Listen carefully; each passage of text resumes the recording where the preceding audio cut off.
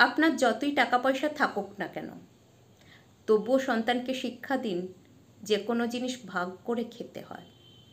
সন্তান নষ্ট হয় আদরে অনাদরে। মনে রাখবেন, সন্তান হলো ভবিষ্যতের সবচেয়ে মূল্যবান উপাদান, তাই তাদের সঠিকভাবে পরিচালনা করার দায়িত্ব বাবা মায়ের। সন্তানকে কখনোই এটা শেখাবেন না কিভাবে ধনী ব্যক্তি হতে হয়, বরং সন্তানকে শেখান কিভাবে সৎ পথে চলতে হয়।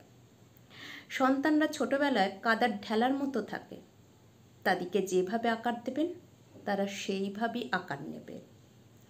সন্তানের কাছে বাবা মায়ের হৃদয় হলো শ্রেণীকক্ষ, তারা ছোট থেকেই বাবা মাকে অনুকরণ করে। আপনার সন্তানকে টিফিন দিয়ে যদি আপনি বলেন, এই টিফিনটা তুমি কারোর সাথে ভাগ করে খাবে না, দেখবেন সেই সন্তান বড় হয়ে আপনাকে বৃদ্ধাশ্রমে পাঠাবে।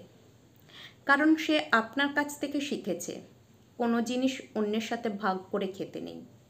সে একটা স্বার্থপর মানুষ হিসেবে বড় হবে। তাই সে যখন নিজে ইনকাম করবে, আপনাকে খাওয়াবে না তার ইনকামের টাকায়। তাই সে যখন ছোট থাকবে, তখন ছোট থেকেই তাকে শিক্ষা দিন যে কোনো জিনিস অন্যের সাথে ভাগ করে খেতে হয়, মানুষকে ভালোবাসতে হয়, মানুষের বিপদে পাশে দাঁড়াতে হয়।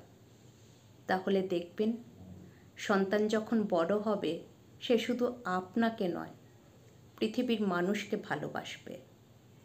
আপনাকে কোনোদিন চোখের জল ফেলতে হবে না।